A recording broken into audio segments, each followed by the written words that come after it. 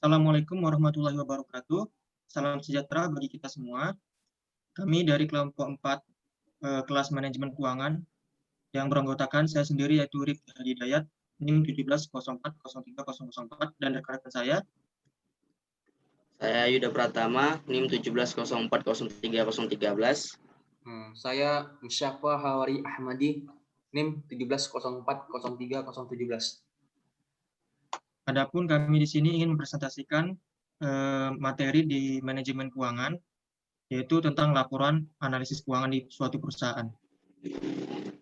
Untuk yang pertama, saya sendiri akan menampilkan PowerPoint mengenai laporan analisis laporan manajemen keuangan.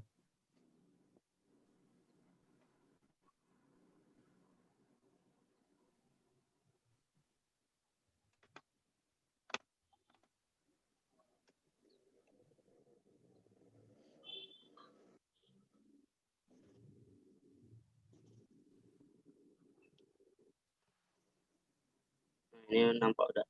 Sudah nampak ini? Ya, Sudah jelas? Sudah nampak. Oke.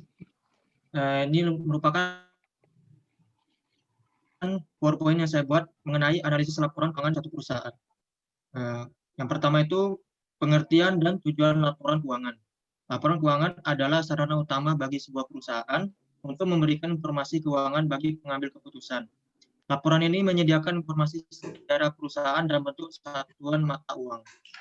Mengacu pada SAK ETAP, tujuan laporan keuangan adalah menyediakan informasi posisi keuangan perusahaan, kinerja keuangan, dan laporan arus kas suatu entitas yang bermanfaat bagi pengguna dalam pengambilan keputusan ekonomi di suatu perusahaan. Kemudian, apa itu neraca? Neraca adalah bagian dari laporan keuangan suatu entitas yang dihasilkan pada suatu periode akuntansi yang menunjukkan posisi keuangan entitas tersebut pada suatu periode. Kemudian ada 3 komponen neraca yang secara umum saat ini dibagi, yaitu ada aktiva atau aset, kemudian ada pasiva atau liabilitas, kemudian ada ekuitas. Untuk aktiva atau aset adalah sumber daya yang dikuasai perusahaan sebagai akibat dari peristiwa masa lalu dan di mana manfaat ekonomi di masa depan diharapkan akan diperoleh. Manfaat ekonomi masa depan yang terwujud dalam aset adalah potensi dari aset tersebut untuk memberikan sumbangan baik langsung maupun tidak langsung terhadap aliran kas atau dan setara kas pada entitas. Aktiva atau aset itu terbagi 2, yaitu ada aset lancar atau current asset dan aset tidak lancar atau fixed asset. Aset lancar adalah kas atau aset lainnya yang diharapkan akan dapat dikonversi menjadi uang atau dijual atau digunakan baik dalam waktu 1 tahun atau dalam masa siklus operasi, yang mana bisa juga dapat lebih lama lagi. Kemudian ada juga aset tidak lancar atau fixed asset, yaitu adalah jenis aset yang diharapkan dapat digunakan selama lebih dari 1 tahun, sehingga merupakan aset jangka panjang dan termasuk aset yang tidak likuid. Kemudian pasiva atau liabilitas adalah pengorbanan manfaat ekonomi di masa depan yang timbul karena kewajiban saat ini pada perusahaan tersebut untuk pemindahan aset atau menyerahkan jasa kepada perusahaan lain di masa depan sebagai akibat dari transaksi atau kejadian di masa lalu. Singkatnya, kewajiban adalah tuntutan terhadap aset, yaitu utang dan kewajiban yang terjadi. Kemudian liabilitas terbagi menjadi 2, yaitu liabilitas jangka pendek dan liabilitas jangka panjang. Liabilitas jangka pendek adalah utang yang dibayarkan perusahaan dalam 1 tahun atau dalam siklus operasi. Contohnya utang usaha, utang bank jangka pendek, dan utang pajak.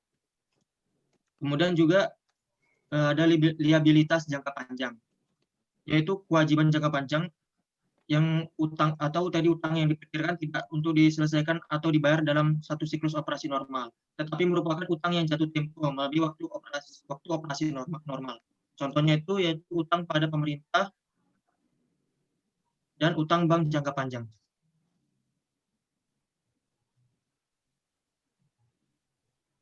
Kemudian apa itu ekuitas? Ekuitas adalah hak residual atas aset perusahaan serta dikurangi dengan seluruh kewajiban. Atau dapat dikatakan ekuitas ini merupakan hasil dari pengurangan aset terhadap liabilitasnya. Laporan laba rugi. Laporan laba rugi atau income statement adalah laporan yang mengukur keberhasilan dari operasional perusahaan selama jangka waktu yang ditentukan, dengan menyajikan pendapatan dan beban yang menghasilkan laba atau rugi si perusahaan dalam jangka waktu tersebut.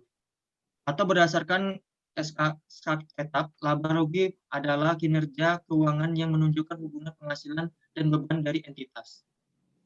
Komponen-komponen laporan laba rugi dapat dibagi menjadi 3 bagian umum, yaitu ada pendapatan, ada beban, dan ada laba dan rugi. Pendapatan atau revenue adalah penghasilan yang timbul dalam pelaksanaan aktivitas perusahaan yang biasa dikenal dengan sebutan yang berbeda seperti penjualan, imbalan, bunga, sewa, dividen, dan royalti. Mengacu pada buku pedoman penyusunan laporan keuangan PDAM SAK etap, pendapatan PDAM terdiri dari pendapatan operasional atau usaha dan pendapatan non operasional atau usaha. Yang pertama itu ada pendapatan operasional yang terdiri dari pendapatan penjualan air, baik yang diproduksi oleh PDAM ataupun yang dibeli untuk dijual kembali. Kemudian pendapatan penjualan bukan air atau non air seperti sambungan baru, tes laboratorium, perbaikan kerusakan, dan penyambungan kembali. Dan kemudian ada pendapatan non operasional yang terdiri dari bunga, deposito, sewa, royalti, dan dividen. Ini merupakan contoh pendapatan dari perusahaan PDAM. Kemudian ada beban. Beban itu mencakup kerugian dan beban yang timbul dalam pelaksanaan aktivitas perusahaan, seperti beban pokok penjualan, beban penyusutan. Beban tersebut biasanya terbentuk dari arus keluar atau berkurangnya aset seperti kas dan setara kas yang lainnya, persediaan, dan aset tetap. Mengacu pada buku pedoman penyusunan laporan keuangan PDAM, SAK etap, beban PDAM dikategorikan sebagai berikut. Yang pertama itu ada beban pegawai, beban listrik, beban pemakaian bahan kimia, beban pembelian air curah atau air baku, beban penyusutan dan amortisasi, beban penyisihan piutang, dan beban pemeliharaan. Laporan arus kas.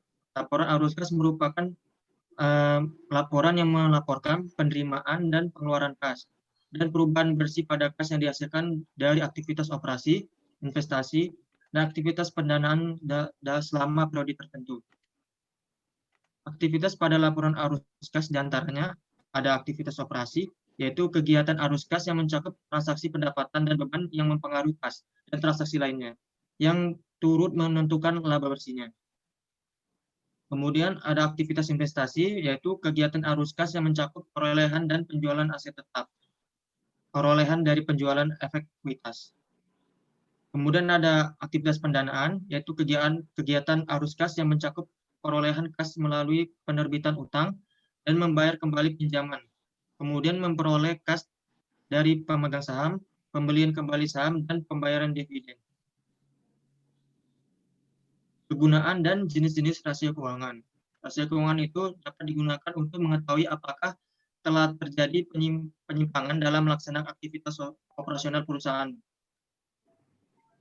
Rasio keuangan ini merupakan salah satu titik awal, bukan titik akhir. Rasio yang diinterpretasikan dapat mengindikasikan area yang memerlukan investigasi lebih lanjut. Kemudian jenis-jenis dari rasio keuangan itu ada 4, yaitu ada total asset turnover, yaitu merupakan rasio yang menggambarkan seberapa efektif perusahaan mengelola aktiva perusahaan. Kemudian ada fixed asset turnover, yaitu rasio yang digunakan untuk mengukur berapa kali dana yang ditanam dengan aktiva tetap dalam satu periode. Kemudian ada debt to asset ratio, yaitu merupakan rasio perbandingan antara total utang dengan total aktiva. Kemudian ada current ratio, yaitu merupakan rasio yang digunakan untuk mengukur risiko likuiditas jangka pendek, seperti memprediksi kebangkrutan perusahaan.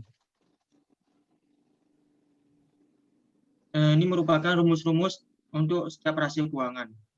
Untuk rumus total asset turnover yaitu merupakan pembagian dari penjualan bersih dengan total asetnya atau aktiva.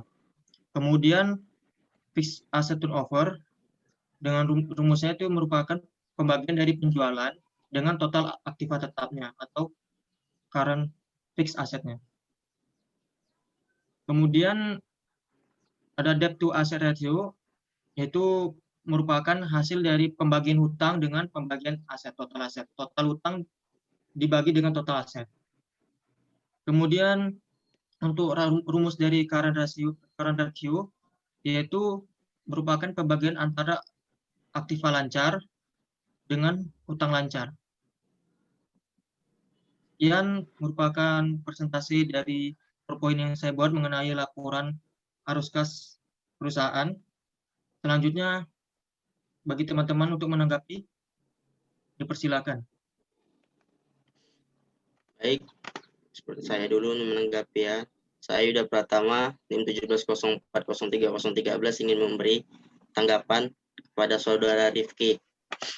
Mungkin sedikit saja, untuk materi itu sudah sangat baik dan sudah menjelaskan semua yang harus dijelaskan dalam analisa laporan keuangan. Tetapi hanya saja ada sebaiknya penyajian materi lebih disingkat dan dibuang bagian-bagian yang tidak terlalu diperlukan untuk dijelaskan. Itu aja untuk materi. Untuk pembicara itu, pembicara sudah sangat baik dan tidak terburu-buru dan sudah sangat paham tentang isi materi dalam PowerPoint yang saudara berikan. Dari saya itu saja. Terima kasih. Terima kasih kepada Yuda. Selanjutnya, kepada Musyafa. Terima kasih kepada penyaji. Kenalkan saya Musyafa Hawari Ahmadi, NIM 17040317. Nah, di sini saya akan memberikan tanggapan kepada saudara Rifki Hadi Hidayat mengenai penjelasan PPT-nya tadi. Jadi saya hanya sedikit memberi tanggapan. Untuk kelebihan mungkin yang pertama, dari tampilan PPT menurut saya pribadi sudah bagus. Dan untuk yang selanjutnya, penyampaiannya juga bagus. Kemudian untuk masalah kekurangan mungkin untuk penjelasan mungkin lebih agak detail lagi supaya saya juga bisa lebih memahami atau juga rekan saya Yuda Pratama Surah. Mungkin itu saja dari tanggapan saya. Terima kasih. Kembalikan kepada penyaji. Oke, terima kasih tanggapannya Saudara Yuda dan juga Saudara Musyafa atas penyampaian PowerPoint yang saya buat. Untuk selanjutnya akan dilanjutkan oleh presentasi saudara teman kita yaitu Yuda Pratama.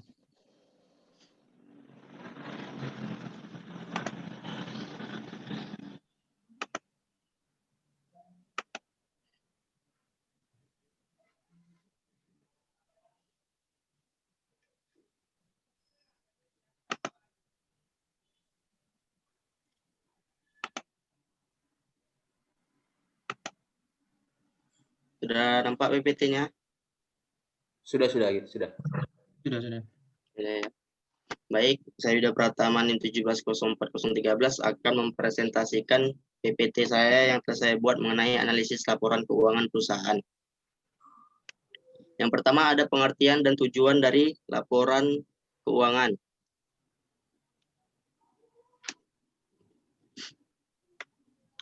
Laporan keuangan adalah sarana utama bagi sebuah perusahaan untuk memberikan informasi keuangan bagi pengambil keputusan. Laporan ini menyediakan informasi sejarah perusahaan dalam bentuk satuan mata uang. Mengacu kepada SAKETAP, tujuan laporan keuangan adalah untuk menyediakan informasi posisi keuangan, kinerja keuangan, dan laporan arus kas suatu entitas yang bermanfaat bagi pengguna dalam pengambilan keputusan ekonomi. Yang kedua ada neraca.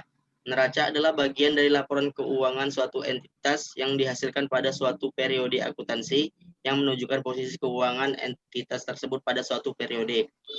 Ada 3 komponen dalam neraca, yaitu aktiva atau aset, pasiva atau liabilitas, dan yang terakhir ekuitas.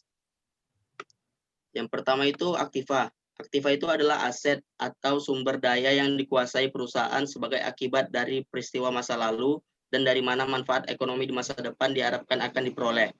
Manfaat ekonomi masa depan itu terwujud dalam aset, adalah potensi dari aset tersebut untuk memberikan sumbangan yang baik, langsung maupun tidak langsung, terhadap aliran kas dan setara kas pada entitas. Ada dua jenis aktiva, yaitu aktiva aset lancar, dan yang kedua aktiva aset tidak lancar. Aset lancar itu aset lainnya yang diharapkan akan dapat dikonversi menjadi kas uang tunai, dijual, atau digunakan baik dalam waktu 1 tahun, atau dalam masa siklus operasi mana yang lebih lama. Yang kedua itu ada aset tidak lancar. Aset tidak lancar itu adalah jenis aset yang diharapkan dapat digunakan selama lebih dari 1 tahun, sehingga merupakan aset jangka panjang dan termasuk aset yang tidak liquid. Yang kedua itu ada pasiva. Pasiva itu liabilitas, yaitu pengorbanan manfaat ekonomi di masa depan yang timbul karena kewajiban saat ini pada perusahaan tertentu untuk pemindahan aset atau menyerahkan jasa kepada perusahaan lain di masa depan sebagai akibat dari transaksi atau kejadian di masa lalu. Singkatnya itu, kewajiban adalah tuntutan terhadap aset, yaitu utang dan kewajiban yang terjadi. Liabilitas terbagi dua. Yang pertama itu liabilitas jangka pendek, dan yang kedua liabilitas jangka panjang. Yang ketiga ada ekuitas. Ekuitas itu adalah hak residual atas aset perusahaan setelah dikurangi dengan seluruh kewajiban yang ada. Selanjutnya ada laba rugi. Laporan laba rugi itu laporan yang mengukur keberhasilan dari operasional perusahaan selama jangka waktu yang ditentukan dengan menyajikan pendapatan dan beban yang menghasilkan laba atau rugi perusahaan dalam jangka waktu tertentu. Berdasarkan SAK etap, laba rugi adalah kinerja keuangan yang menunjukkan hubungan penghasilan dan beban dari entitas. Komponen laba rugi terbagi menjadi 3, yaitu pendapatan, beban, dan laba rugi. Pendapatan itu penghasilan yang timbul dalam pelaksanaan aktivitas perusahaan yang biasa dikenal dengan sebutan yang berbeda seperti penjualan, imbalan, bunga, sewa, dividen, royalti. Pendapatan itu terbagi menjadi 2, yaitu pendapatan operasional dan pendapatan non-operasional. Yang pertama, pendapatan operasional itu terdiri dari seperti penjualan air baru dan penjualan non-air seperti sambungan baru, tes laboratorium, perbaikan, kerusakan, penyambungan kembali. Baru pendapatan non-operasional itu terdiri dari bunga, deposito, sewa, royalti, dan dividen. Yang kedua ada beban. Beban ini mencakup kerugian dan beban yang timbul dalam pelaksanaan aktivitas perusahaan, seperti beban pokok penjualan, beban penyusutan. Beban tersebut biasanya berbentuk arus kas atau berkurangnya aset seperti kas dan setara kas, persediaan, dan aset tetap. Mengacu pada buku pedoman penyusunan laporan keuangan PDAM, beban PDAM dikategorikan sebagai berikut. Itu ada beban pegawai, beban listrik, beban pemakaian bahan kimia, beban pembelian air curah, beban penyusutan, beban pengisian piutang, dan beban pemeliharaan. Selanjutnya ada laporan arus kas. Laporan arus kas ini melaporkan penerimaan dan pengeluaran kas dan perubahan bersih pada kas yang dihasilkan dari aktivitas operasi, investasi, dan aktivitas pendanaan selama periode tertentu. Aktivitas yang ada pada laporan arus kas ini ada aktivitas operasi, ada aktivitas investasi, dan ada aktivitas pendanaan. Yang selanjutnya itu ada kegunaan dan jenis-jenis rasio keuangan. Kegunaan rasio keuangan itu dapat digunakan untuk mengetahui apakah telah terjadi penyimpangan dalam melaksanakan aktivitas operasional perusahaan. Selanjutnya, Wild et al. Menyatakan bahwa rasio merupakan alat untuk menyediakan pandangan terhadap kondisi yang mendasari. Rasio merupakan salah satu titik awal, bukan titik akhir. Rasio yang diinterpretasikan dengan tepat mengindikasikan area yang memerlukan investigasi lebih lanjut. Berikut merupakan jenis-jenis rasio keuangan. Yang pertama itu ada total asset turnover. itu untuk menganalisis manajemen aset. Dalam hal ini, rasio ini akan dapat menjelaskan atau memberi gambaran kepada penganalisa tentang baik buruknya keadaan atau posisi perputaran aktiva perusahaan. Rumus total aset turnover yaitu penjualan bersih dibagi dengan total aktiva atau total kewajiban. Yang kedua ada fixed asset turnover. Ini digunakan oleh manajemen perusahaan untuk mengukur efisiensi penggunaan aktiva tetap. Rumus dari fixed asset turnover ini adalah penjualan atau sales dibagi dengan total aktiva tetap. Yang selanjutnya ada debt to asset ratio, merupakan rasio utang yang digunakan untuk mengukur perbandingan antar total utang dengan total aktiva. Rumus rasio itu adalah total hutang dibagi dengan total aktiva. Yang selanjutnya ada current ratio. Current ratio ini digunakan untuk mengukur rasio likuiditas jangka pendek. Hal ini disebabkan rasio lancar mudah dihitung. Di samping itu, rasio lancar mempunyai kemampuan prediksi kebangkrutan yang baik. Menurut Hanafi dan Halim, rumus aktiva lancar dirumuskan sebagai berikut, yaitu rasio lancar sama dengan aktiva lancar dibagi hutang lancar. Sekian presentasi dari saya. Apabila ada kritik dan saran, saya persilakan kepada anggota yang lain. Baiklah, mungkin saya dulu yang ingin memberikan tanggapan. Untuk pendapat saya pribadi, penyampaian Saudara Yuda untuk analisis laporan keuangan perusahaan sudah baik. Ada kelebihan-kelebihan seperti tampilan PowerPoint yang menurut saya menarik. Kemudian menyampaikan banyak materi yang menurut saya sangat tepat dalam materi analisis laporan keuangan perusahaan ini.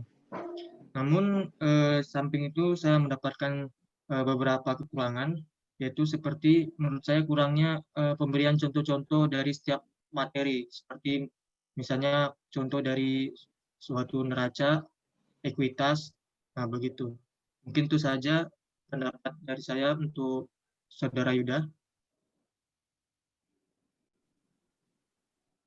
Baik, terima kasih atas tanggapan dari Saudara Rifki.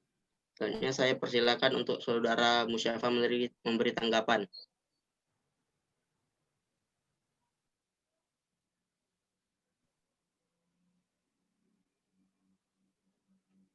Dipersilakan kepada Saudara Musyafa.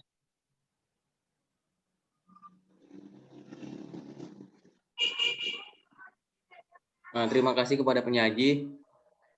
Baiklah, saya akan memberikan tanggapan mengenai penjelasan PPT yang Saudara Yuda pertama jelaskan tadi. Langsung saja mengenai penjelasan dari Saudara Yuda sudah bagus, tampilannya sudah menarik, luar biasa memang. Untuk penulisan mungkin agak diperhatikan mungkin seperti yang tadi masalah penggunaan, itu saja mungkin. Terima kasih, saya kembalikan kepada penyaji. Terima kasih atas saran dan tanggapan dari saudara-saudara sekalian. Selanjutnya akan dilanjutkan presentasi yang akan dilakukan oleh anggota selanjutnya, yaitu Musyafa Hawari Ahmadi.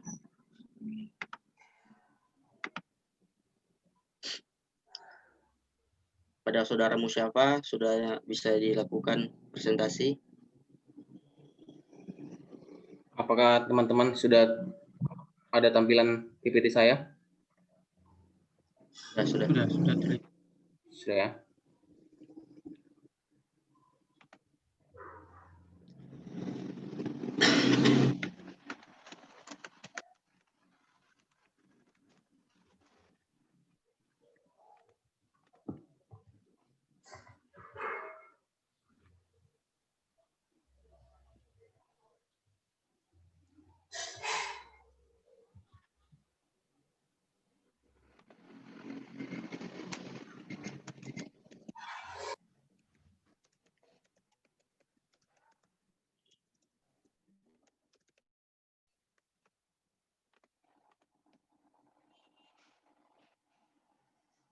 Maaf, Saudara Musyafa,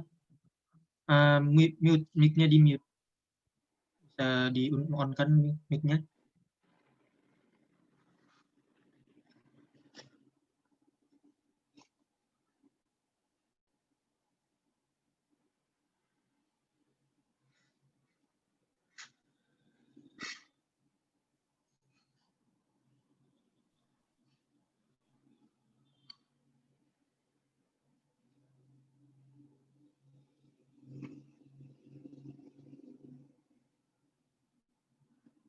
Saudara Musyafa, itu mic-nya belum dihidupkan, itu masih di mute.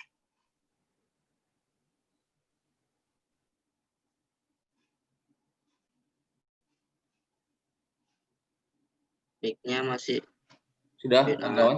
Oke. Udah. Sudah ya? Oke.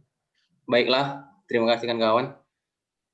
Di sini saya akan menjelaskan mengenai analisis laporan keuangan perusahaan.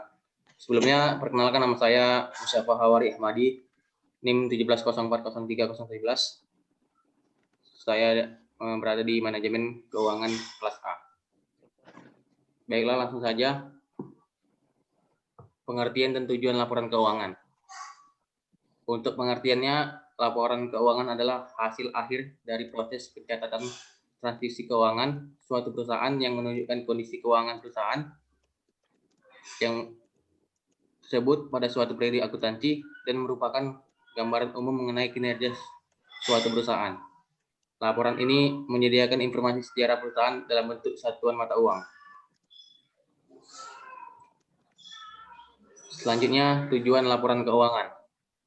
Tujuan laporan keuangan ini adalah untuk membantu perusahaan dalam proses pengambilan keputusan, penyediaan informasi posisi keuangan, kinerja keuangan, dan laporan arus kas suatu entitas yang bermanfaat bagi pengguna dalam pengambilan keputusan ekonomi untuk membantu perusahaan dalam menilai dan memprediksi pertumbuhan bisnis di masa depan. Sebelumnya mengenai tujuan ini, jadi tujuan laporan keuangan ini intinya apapun pemasukan yang di perusahaan itu bisa ditulis mengenai dalam laporan keuangan yang akan dipertanggungjawabkan oleh perusahaan tersebut untuk di masa yang akan datang. Selanjutnya mengenai neraca. Neraca adalah suatu bagian dari laporan keuangan suatu perusahaan atau entitas bisnis yang dihasilkan dalam suatu periode akuntansi di mana menunjukkan posisi atas keuangan suatu perusahaan tersebut pada akhir periode akuntansi tersebut yang bisa menjadi dasar dalam menghasilkan keputusan bisnis. Adapun komponen-komponen neraca dapat dibagi menjadi 3 bagian, yaitu aktiva atau aset, pasiva atau liabilitas, yang terakhir adalah ekuitas. Baiklah, yang pertama tadi adalah aktiva. Aktiva atau aset ini adalah suatu kekayaan yang dimiliki oleh perusahaan, entitas bisnis yang diharapkan memberikan manfaat usaha di masa depan. Jadi, aktiva ini adalah aset perusahaan itu yang akan digunakan atau yang akan dimanfaatkan perusahaan untuk masa yang akan datang. Aktiva ini terbagi menjadi 2, yaitu aktiva atau aset lancar dan aktiva atau aset tidak lancar. Aset lancar ini adalah kas dan aset lainnya yang diharapkan akan dapat dikonversi menjadi kas atau uang tunai, dijual atau digunakan baik dalam waktu 1 tahun, 2 tahun, maupun dalam masa siklus operasi mana yang lebih lama. Selanjutnya, aset tidak lancar. Maksud dari aset tidak lancar ini adalah jenis aset yang diharapkan dapat digunakan selama lebih dari 1 tahun, sehingga aset ini bisa menjadi jangka panjang dan termasuk aset yang tidak liquid. Selanjutnya yang kedua, pasiva.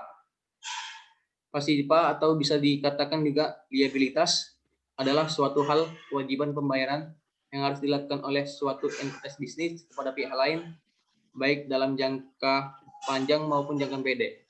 Jadi maksudnya itu adalah pembayaran untuk atau dia penggantian perusahaan itu ketika perusahaan itu tidak lagi beroperasi, maka diambil alih oleh pihak lain.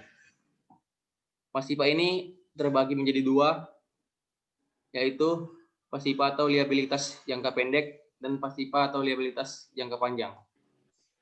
Jadi yang pertama liabilitas jangka pendek itu maksudnya adalah utang yang dibayarkan perusahaan dalam 1 tahun atau dalam siklus operasi. Yang kedua, liabilitas jangka panjang,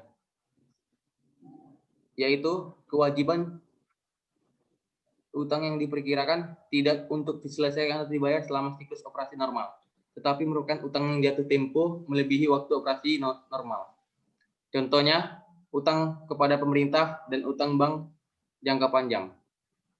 Yang ketiga adalah ekuitas, yang mana ekuitas ini adalah hak residual atas aset perusahaan setelah dikurangi dengan seluruh kewajiban. Next, langsung laporan laba rugi. Laporan laba rugi ini yaitu laporan yang mengukur keberhasilan dari operasional perusahaan selama jangka waktu yang ditentukan dengan menyajikan pendapatan dan beban yang dihasilkan laba atau rugi bersih perusahaan dalam jangka waktu yang tertentu. Adapun komponen-komponen laba rugi dapat dibagi menjadi 3 bagian, yaitu pendapatan, beban, dan yang terakhir adalah laba dan rugi. Pendapatan, di sini kita bisa lihat pendapatan itu adalah pendapatan yang timbul dalam pelaksanaan aktivitas perusahaan yang biasa dikenal dengan sebutan yang berbeda seperti penjualan, imbalan, bunga, sewa, dividen, dan royalita.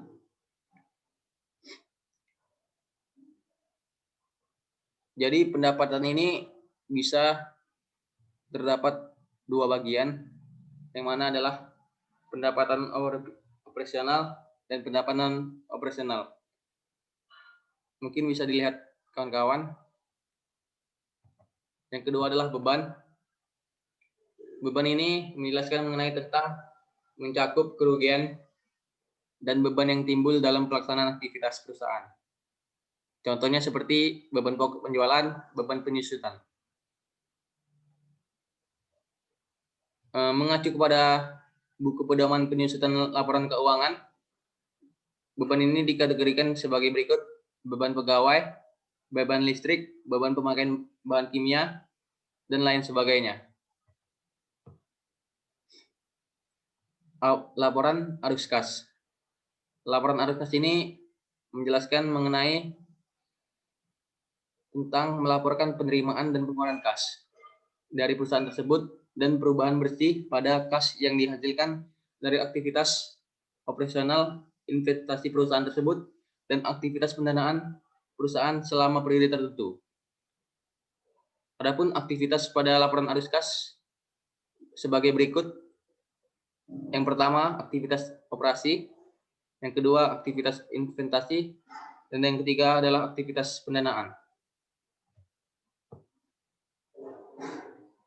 Baiklah, langsung saja. Selanjutnya, kegunaan rahasia keuangan.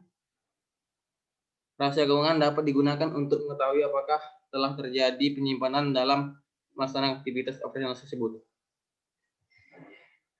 Di sini selanjutnya jenis-jenis rasio keuangan itu terdapat 4. Yang pertama, total asset turnover. Yang kedua, fixed asset turnover. Yang ketiga, debt to asset ratio. Dan yang keempat atau yang terakhir, current ratio. Yang pertama tadi total asset turnover, yang mana digunakan untuk menjelaskan atau memberikan gambaran kepada penganalisa tentang baik buruknya keadaan atau posisi perkiraan aktivitas perusahaan. Yang mana rumusnya total asset turnover sama dengan penjualan bersih dibagi total aktiva. Selanjutnya mengenai fixed asset turnover. Fixed asset turnover ini digunakan perusahaan untuk mengukur efisiensi penggunaan aktivitas tetap. Adapun rumusnya yaitu fixed asset turnover sama dengan penjualan per total aktiva tetap. Selanjutnya yang ketiga, debt to asset ratio. Yang mana yang digunakan perusahaan untuk mengukur perbandingan antara total utang dengan total aktiva. Dengan maksudnya adalah seberapa besar aktiva perusahaan dibiayai oleh utang dan seberapa besar utang perusahaan berpengaruh terhadap pengelola aktiva. Adapun rumusnya debt to asset ratio sama dengan total debt atau utang per total aktiva. Yang keempat atau yang terakhir, current ratio. Ini digunakan perusahaan untuk mengukur risiko likuiditas jangka pendek. Yang mana rumusnya dapat dilihat yaitu rasio lancar atau current ratio sama dengan aktiva lancar per utang lancar. Mungkin ini saja yang bisa dapat saya sampaikan. Kurang dan lebihnya saya mohon maaf. Baiklah, kepada kawan-kawan atau kepada rekan-rekan yang ingin memberikan tanggapan, saya persilakan.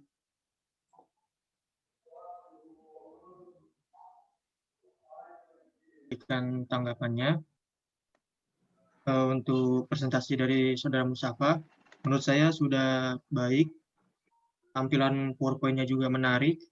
Kemudian juga materi yang menurut saya sudah disampaikan secara menyeluruh.